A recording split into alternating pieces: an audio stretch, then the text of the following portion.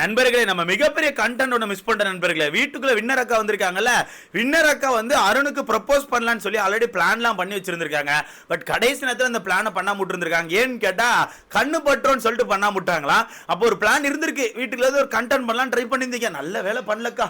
எம்மாடி அம்மா எவன் பார்க்கறது இல்ல, நாங்க பார்த்துருப்போம்னு சொல்றோம். நாங்க கண்டிப்பா உட்காந்து பார்த்துருப்போம்.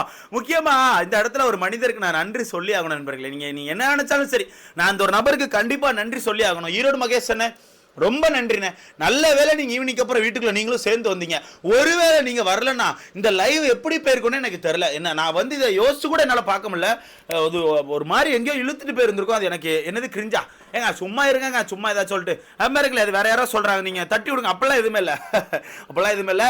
வீடு ரொம்ப களை கட்டுது. இருந்தாலுமே இந்த இடத்துல நம்ம ஈரோடு மகேஷ் அண்ணனுக்கு ஒரு நன்றி சொல்லி ஆகணும். ரொம்ப நன்றின்னு வந்து கொஞ்சம் வீடை கலகலன்னு ஆக்கி ஒரு என்டர்டைன்மெண்ட் பண்ணி விட்டீங்க. அதை பார்க்கும்போது கொஞ்சம் ஜாலியா இருந்துச்சு. நீங்களாம் யோசிச்சிருப்பீங்க, நீங்களாம் யோசிங்கன்னு சொல்றதோட உங்க எல்லாம் ஒரு சில பேர் உசுப்பேத்தி விட்டாங்கல்ல, யார் அதுன்னு எனக்கும் தெரியல. ஃப்ரைடே ஃபயர் டேடா அப்படின்னு சொல்லிட்டு புதன்கிழமை ஏற்றி விட்டாங்க. அப்படியே புதன்கிழமை ஃப்ரைடே வீடு பறக்க போதே பட்டாசா இருக்க போதாக்கும். இந்த சீசன்ல ஃப்ரைடே தான் ஃபயர் டே ஆக்கும் அப்படின்னு நான் ஃப்ரைடே ஃபயர் டே. அப்பா அது யாருப்பா சொன்னது? கொஞ்சம் அந்த ஆட்கள் எல்லாம் கொஞ்சம் பிடிச்சி கமெண்ட் செக்ஷன்ல போட்டு விடுங்க. ஒண்ணுமே இல்லப்பா. எப்பா நல்ல வேலை காலைல இந்த சவுந்தர வந்து நம்ம விஷ்ணுக்கு ப்ரப்போஸ் பண்ணாங்கப்பா. அந்த கண்டென்ட் மட்டும் இன்னைக்கு வீட்டுக்குள்ள இல்லைன்னு நினைச்சுக்கோங்க, முடிஞ்சு போச்சு. இன்னைக்கு நகின போயிருக்கும். அந்த மாதிரி தான் இருக்கு மோசமா. இதுல பெரிய சிரிப்பு என்ன தெரியுமா? எங்க வின்னர் அக்காவுக்கு பல கோடி ஓட்டுகள் வந்தாலும் எங்க அக்கா வீட்டுல வந்து பெர்ஃபார்ம் பண்ணிட்டு இருக்காங்க. 1 லட்சம் வியூ தாண்ட மாட்டேங்குது. காலங்கத்துல விஷ்ணுக்கு நம்ம சவுந்தரா ப்ரப்போஸ் பண்ணாங்க. அந்த வியூ என்னமோ 2 லட்சம் வியூ தாண்டி போயிட்டு இருந்து. ஆனா சத்தியமா சொல்றேன் ப்ரோ, காலையில கூட ஒரு மாதிரி ஹைப் ஆகி உட்காந்து பார்த்துட்டு இருந்தோம். செம்ம ஹைப் இருந்துச்சு, ஒரு மாதிரி ஆர்வமா பார்த்துட்டு இருந்தோம். பட் இந்த ப்ரோமோ பார்த்து கொஞ்சம் ஆர்வம் இருந்துச்சு. ஆனா என்னமோ தெரியல, லைவ் ஓபன் பண்ணி பார்க்க ஆரம்பிச்சோம். வீட்டுக்குள்ள நம்ம அர்ச்சனாவும் நம்ம ஈரோடு மகேஷனும் என்ட்ரி கொடுத்தாங்க.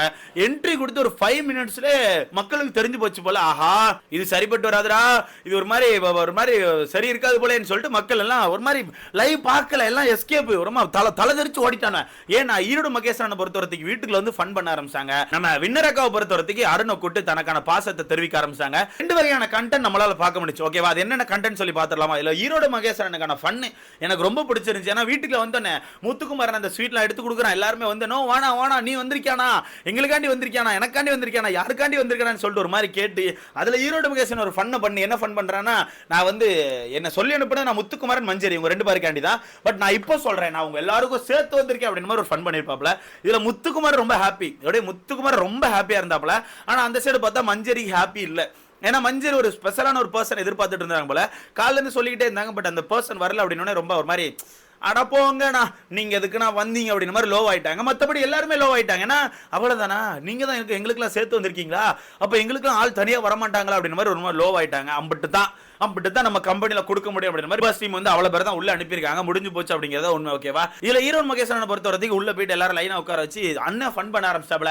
ஒவ்வொருத்தரை பத்தி சொல்றாங்க பேர்ல அண்ணன் ஒரு சைடு செம ஃபன் பண்ணிட்டு இருந்தாப்ல. தீபக் நல்லா பாராட்டி பேசினாப்ல. பவித்ராவை செமையா கிண்டல் பண்ணி பேசினாப்ல.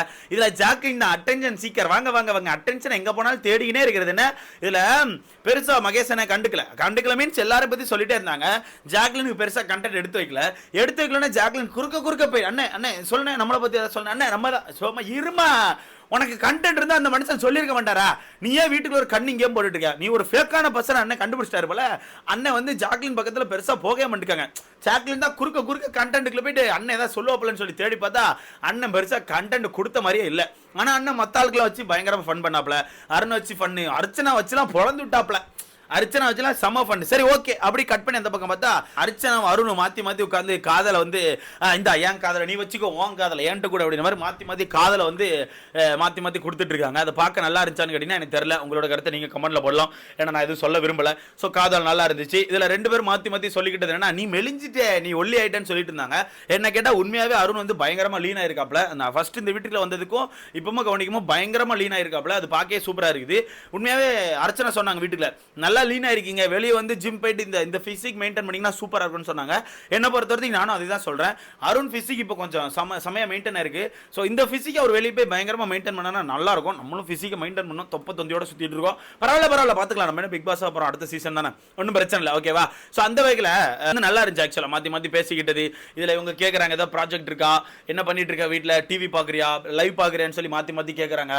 அதுக்கு அங்க இருந்து நான் லைவ் பாக்குறேன், அப்பப்போ அழுதுட்டேன், நீ பண்ற சில விஷயங்களை பார்க்க ரொம்ப ஏமா இது மாதிரி கண்ணீர் வந்துட்டு நான் அழுதுட்டு இருந்தேன், நான் கோவம் வந்துச்சுன்னா காரை தான் போய் மிதிப்பேன், காரை தான் எட்டி உதைப்பேன் அப்படின்னு மாதிரி ஒன்றெல்லாம் பண்ணாங்க நண்பர்களே. அதெல்லாம் பார்க்கும்போது எனக்கு ஆக்சுவலாக என்ன சொல்லன்னு தெரில. ஒரு மாதிரி ஓகே, வின்னர் அக்காக்கான மரியாதை நம்ம எதுவுமே இது பண்ணக்கூடாது. வின்னர் அக்கா தான், அதில் நம்ம மாற்று கருத்து கிடையாது.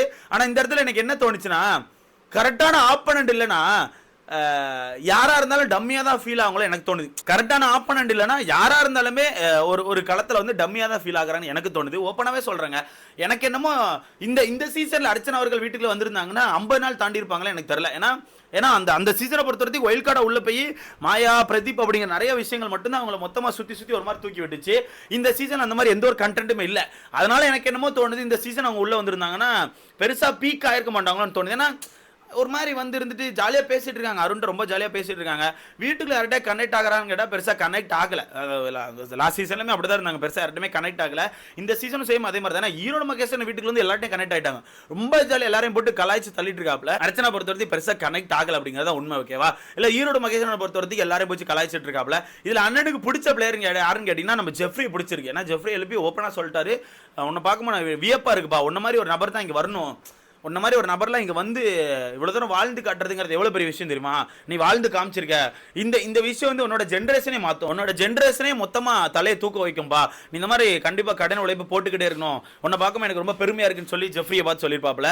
அந்த மாதிரி எல்லாரையும் வச்சு கலாய்ச்சிட்டு இருந்தாப்புல. அப்புறம் வீட்டுக்கு ஏதோ பாட்டு பாட சொன்னான்னு நினைக்கிறேன். அதுக்கு அர்ச்சனா ஏதோ எனக்கு வந்து நான் இவரை மிஸ் பண்ணும்போது ஒரு பாட்டு பாடுவேன், அந்த பாட்டை நான் பாடுறேன்னு சொல்லி ஒரு பாட்டு பாடினாப்புல. பாட்டு பாடிட்டு அந்த பாட்டோட அழுதுட்டாப்புல.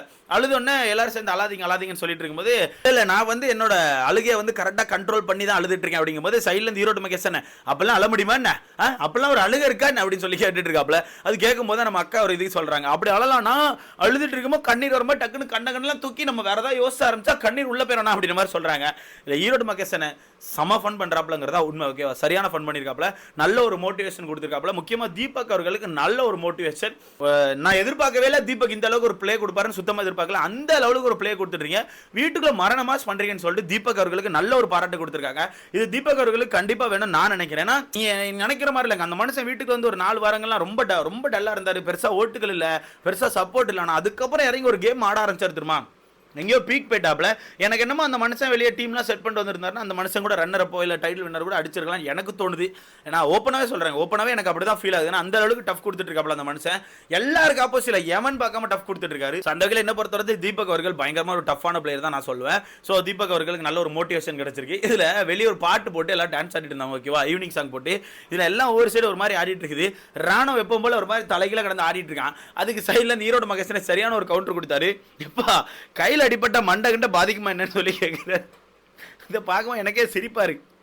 ஓப்பனா எங்களுக்கே அப்படிதான் தோணுது. நானும் இதை போய் எங்கேயாவது சொன்னா எம்பரோ 1 மந்த் சொல்லுவீங்க, இதுதான் எனக்கும் தெரியல. பரவாயில்ல, மகேசன் ஓப்பனா நிறைய விஷயங்கள் உடைச்சிருக்காப்ல. இதுல ஜாக்லின் அவர்கள்லாம் இப்போ வரைக்கும் கடைசி வரைக்கும் அட்டென்ஷன் சீக் பண்ண ட்ரை பண்ணிட்டு இருக்காங்க, பெருசாக கிடைக்க மாட்டேங்குது. முத்துக்குமருக்கு நல்ல ஒரு பாராட்டுகள், மஞ்சரிக்கு எல்லாருக்கும் நல்ல ஒரு பாராட்டுகள், எல்லாம் நல்லபடியாக முடிஞ்சு. ஆனால் எனக்கு என்னன்னா மகேசனை மட்டும் வந்திருந்திருக்கலாம், மகேசனை மட்டும் வந்திருந்தா கூட நல்லா இருந்திருக்கும் போல. அதான் சொன்னேன் நண்பர்களே, உங்களுக்கான கருத்து சொல்லி மறக்காம கமெண்ட்ல படிக்க.